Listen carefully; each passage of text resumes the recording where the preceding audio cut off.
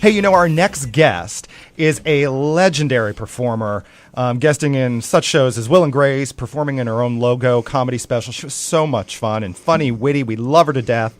It's Miss COCO Peru. Hello, COCO Peru. Hi, I thought you lost me for a moment. No, we made you sit through some other things before we got to you. Yes, I came in as Thomas Roberts was talking about doggy diarrhea. We thought that was a good intro. Yeah, right up my alley. That's right. Hey, I became familiar with you in the movie Trick. I think that was around 99 or so. It was 99 that came out. We filmed it in 98. Cool. And so how was Miss COCO Peru born? I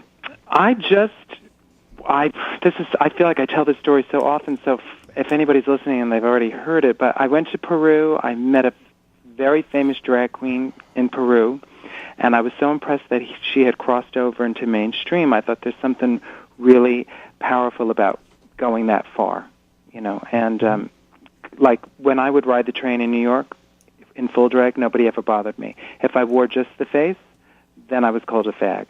So it was like there's something about going to that edge that I found people respected and it empowered me. Mm-hmm. So that's how I started. I wrote my show in about 3 months and then put on my first show. Miss Peru, this is Randy Stevens. And in the movie Trick, I have to admit it's one of my favorite. But you have one of the hunkiest actors that on there was John Paul Patuk. What was it like? And can you give us an information? I mean, this guy just melts the screen. Well, he's called. He refers to himself in the film as Beer Can, and I can say that much is true. All right. And he's delightful, and we still keep in touch. And he's the funny thing was that when we were shooting, he has a little bit of the exhibitionist in him. So when we were filming, you hang around for hours, literally not doing anything. So he had all of these thongs hanging there, and he said, "These are the thongs that they're going to have me. One of these I'm going to have to wear. Which one do you think I should wear?" So I said, "Well, it's hard to tell. I think you'd have to model them for us." And he did. He came out in each and every one of them. Well, we are all extremely jealous of you for that. Trust me. Hey, Miss COCO Peru, today our show is kind of about bullying, and you've been very outspoken about this subject. Yes, I have been. I feel like my whole career has been that, and that's one of the reasons why I created COCO was, I mean, it sounds corny, but I really just thought I don't want any other kid to have to go through what I went through, so I'm just going to be out loud and proud and tell my story. And I figured that, when I always thought in the back of my mind that when people actually got to know who I was in college, like if there were guys in my dorm that kind of, would write things about me on the bathroom wall, by the end of the year they were my biggest fans because they got to know me. Mm-hmm. So I kind of took that into consideration when I created COCO, was that there's something powerful about just telling your story. So I thought if I could tell it in full drag and then have the audience forget that I'm wearing a dress and all that other stuff, then and just relate to the story, then maybe there would be a shift in their mind. Of course, I play mostly to a gay audience, so there's no reason for me to have to shift their minds. But, nonetheless, that was my inspiration, was to try and educate people, at the same time make gay people feel great about themselves, and just celebrate being me, celebrate everything I've been taught to hate about myself, really. Sure. It's, drag is not really a stigma anymore. I mean, Orlando, we have some wonderful performers here.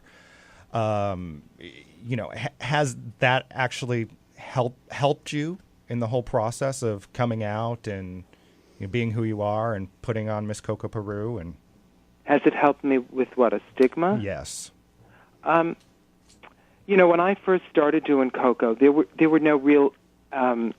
Most of the drag that I knew at that time was lip syncing and in bars, and I really wanted to take it. I knew that wasn't my scene, although I enjoy it and have a great time, and was often inspired by a lot of those queens. But I wanted to do something different.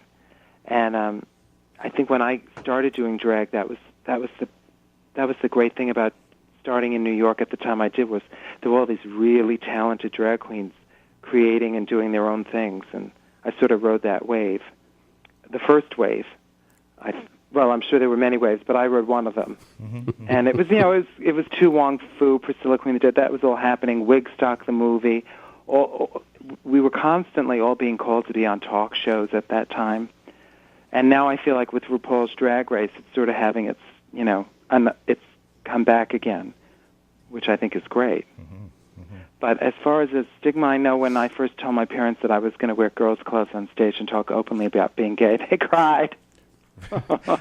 They really thought that people were going to throw things at me. Right. Hey, Coco, it's Lane here. I'm glad to talk to you on the phone. You've done reality, you've done stand-up, you've acted on the stage. What's your favorite out of the three?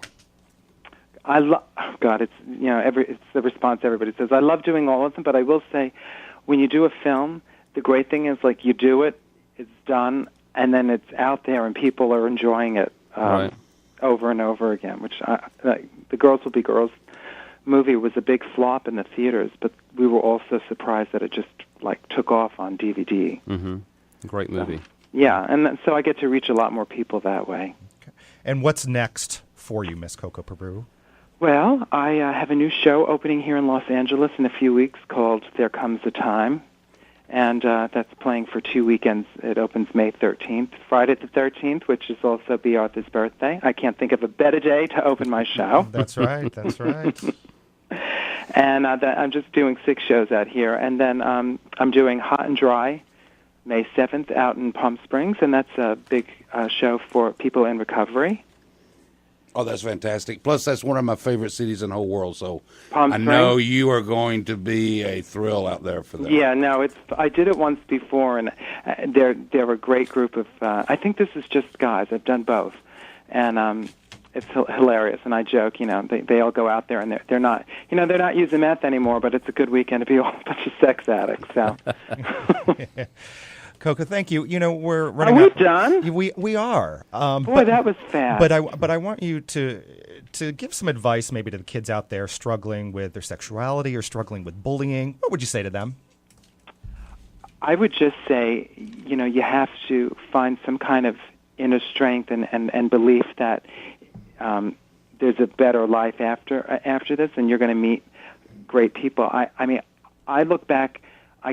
Sometimes I will look back on my life at very specific moments of when I was in despair as a kid, lying on my couch, just frozen with fear, thinking, I'm never going to fall in love. I'm never going to have a life. I'm always going to be lonely. I'm going to be made fun of my entire life. And it was so real at that time. I couldn't picture anything better. And now I look at my life. I have a great partner. We're going on 16 years. He's from Spain. I spend my summers in Spain every year. I travel the world doing shows, doing everything I had been, like I said earlier, taught to hate about myself. So I look at my own life and I just think, it's incredible that from where I came from in the Bronx to have the kind of life that I have now is magical. And one of the greatest things is I have met so many of my idols, the people that I worshipped growing up, and I just feel like if I hadn't decided to do drag, I wouldn't have met all of these people that I absolutely love and who respect me in return. It's incredible. Great.